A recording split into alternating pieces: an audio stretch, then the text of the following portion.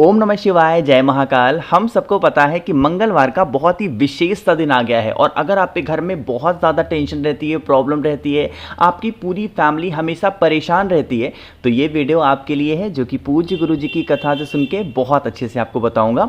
देखो, जब भी हमारे घर में समस्याएं आती है ना कहीं वो कारण हमारे घर में पितृदोष की वजह से होता है। तो कुछ भी नहीं करना, बस पीपल के पेड़ की एक बूंद लेना है। छोटा सा उपाय करिएगा इस मंगलवार, जिससे आपके घर से जितनी भी समस्याएं होंगी वो सारी खत्म होंगी, है ना। तो वीडियो को पूरा देखिएगा। इस पूरी वीडियो में मंगलवार पे करने वाले हम लोग 4 उपाय की बात करेंगे, जो आपको इजी लगे, आसान लगे, कोई सा भी कर सकते हैं, ठीक है ना। चलो समझने की कोशिश करते हैं सबसे पहले उपाय को। यहां पे स्क्रीन पे आपको तांबे का लोटा दिख रहा है। जरूरी नहीं है तांबे का ही लोटा लेना है, कोई सा भी पात्र। आप चाहो तो थाली भी ले सकते हो, आप चाहो तो कटोरी भी ले सकते हो, आप चाहो तो ग्लास भी, कुछ भी ले सकते हो, है ना। और उसमें अपने घर से सबसे पहले क्या करोगे, जल भर लेना। और इस जल को लेके मंगलवार के दिन या फिर शनिवार के दिन आपको जाना होगा शाम के टाइम पे किसी भी स्थान पे पीपल पेड़ के नीचे रख देना। जो पीपल का पेड़ आपके घर के आसपास हो, कहोगे भैया कोई उठा ले गया तो थोड़ा सा छुपा करके रखना, थोड़ा ईंट वगैरह रख देना ताकि किसी की नजर ना पड़े। और रात भर मंगलवार के दिन पीपल पेड़ के नीचे उसे रखा रहने दो। अगले दिन पड़ेगा बुधवार का दिन, सुबह जाओ, उसके बाद में आप इस कलश को या फिर जिस भी पात्र में जल को आपने रखा था उसको वहां से उठा लो, है ना। उठाने के बाद में फिर आपको उसे लेके अपने घर पे दोबारा नहीं आना, वहीं से ही चले जाओ महादेव के शिवलिंग के पास में। फेस रखना उत्तर दिशा, नॉर्थ डायरेक्शन। और जो जल होगा उस जल को महादेव के शिवलिंग के ऊपर एक नाम आपको बोलना है और वो नाम है पिपलेश्वर महादेव। कौन से महादेव, यहां पे मैं लिख भी दे रहा हूं अपने हाथों से ही, पिपलेश्वर महादेव के नाम से जितना भी जल उसके अंदर है आप समर्पित कर देना। और यही जल बहता हुआ जलाधारी से नीचे गिरेगा। इस जल को थोड़ा सा रोक देंगे और रोकने के बाद में इस जल को लेके आप अपने घर पे जाएंगे। इसकी मात्र एक बूंद भी आपके सभी सदस्यों ने परिवार में अगर अपने मस्तक पे लगा लिया, अपने माथे पे लगा लिया, तो उनकी जो रेखाएं होंगी, गलत दिशाओं में जा रहे होंगे आपकी फैमिली, आपका पूरा परिवार, तो वो सही दिशा में जाना स्टार्ट हो जाएंगे, है ना। देखो, आपको पता होना चाहिए ये उपाय बिहार की कथा में गुरुजी ने बताया था। और पीपल पेड़ के नीचे अगर रात में जाकर के आप खड़े होगे ना, तो आपको लगेगा कि हाँ कुछ हल्का हल्का मेरे ऊपर पानी जैसा गिर रहा है।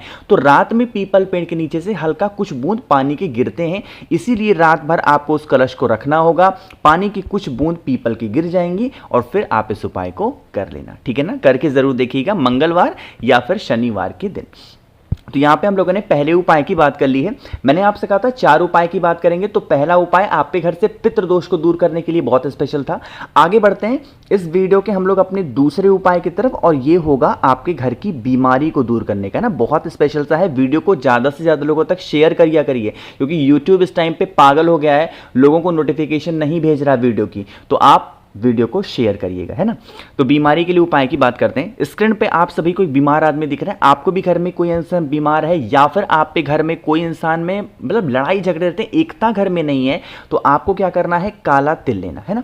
अब कहोगे भैया काला तिल हम कितना लेंगे। जो व्यक्ति से आप परेशान हो अपने परिवार में, या फिर जो व्यक्ति आप पे घर में बीमार रहता है, उसकी जितनी उम्र है उतना आपको लेना होगा काला तिल। मेरी बात ध्यान से सुनिएगा।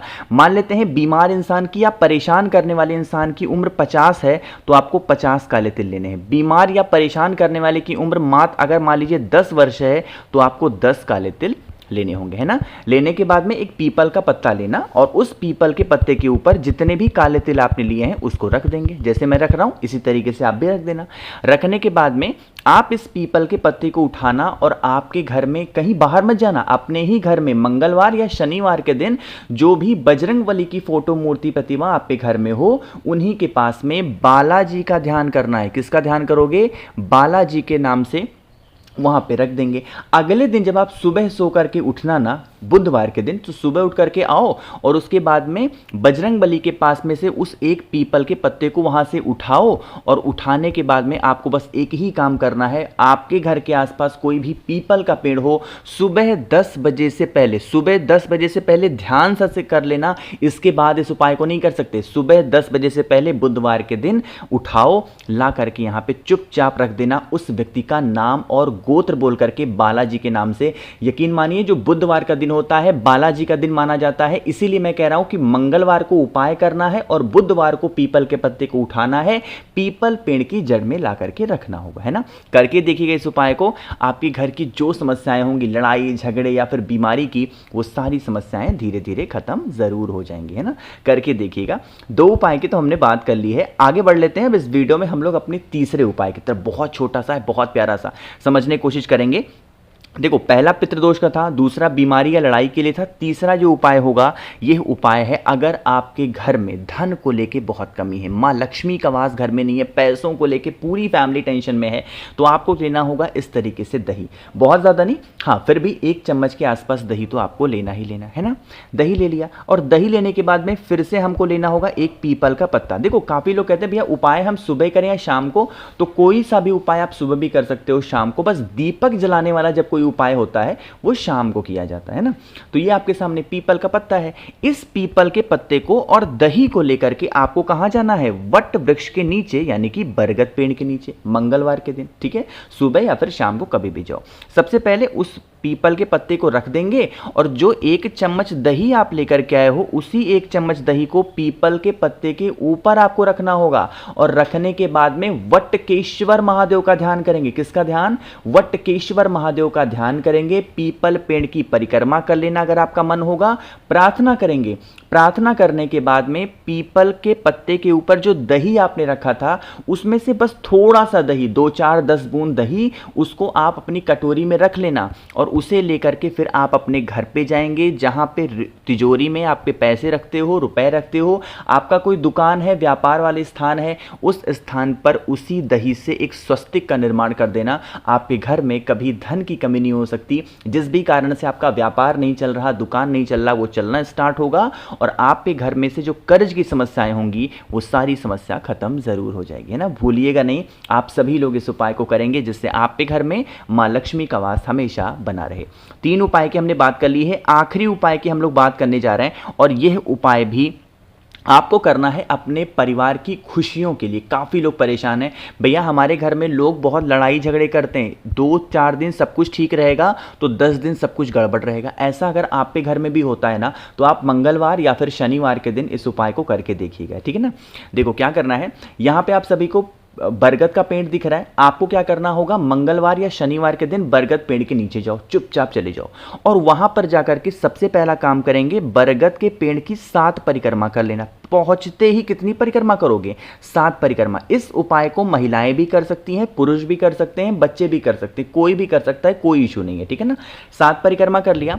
परिक्रमा करने के बाद में आप ना अपने घर से थोड़ा सा सिंदूर लेकर के चले आना। सिंदूर नहीं हो तो अगर कुमकुम हो तो कुमकुम भी ला सकते हो, कुमकुम या फिर लाल चंदन लेना, कुमकुम या सिंदूर को लेकर के आओ, और पीपल पेड़ पे आपको 5 बिंदियां लगा देनी है। परिवार का नाम और गोत्र बोल करके बालाजी का ध्यान करते हुए, किसका ध्यान? बालाजी का ध्यान करते हुए वट पेड़ पे जो भी व्यक्ति परिक्रमा करके 5 बिंदी लगा देता है, परिवार का नाम और गोत्र बोल के, उनके घर में कभी कोई टेंशन नहीं होती, कभी कोई प्रॉब्लम नहीं होती, उनकी पूरी फैमिली हमेशा अच्छे तरीके से रहती है और हमेशा खुशियों से रहती है ना। करके देखिएगा। मैंने कोशिश की आप सभी को काफ़ी उपाय बताए हैं। जो उपाय आपको समझ में नहीं आया उसके लिए बिल्कुल परेशान ना हो, नीचे कमेंट सेक्शन में पूछिएगा, मैं पूरी कोशिश करूंगा रिप्लाई करने की। बाकी अगर आपको मुझसे बातें करनी है फ़ोन पे या मैसेज पे, तो आप हमें इंस्टाग्राम या फेसबुक पे फॉलो कर सकते हैं। उसके लिए सर्च करिएगा द नेचुरल प्लैनेट 108, वहाँ पर हम लोग बहुत सारी बातें करेंगे। बाकी मेरे जितने भी भाई बहन आवाज़ पहली बार सुन रहे हैं, चैनल को सब्सक्राइब करिएगा और वीडियो को लाइक सभी को करना है। श्री शिवाय, नमस्तुभ्यम।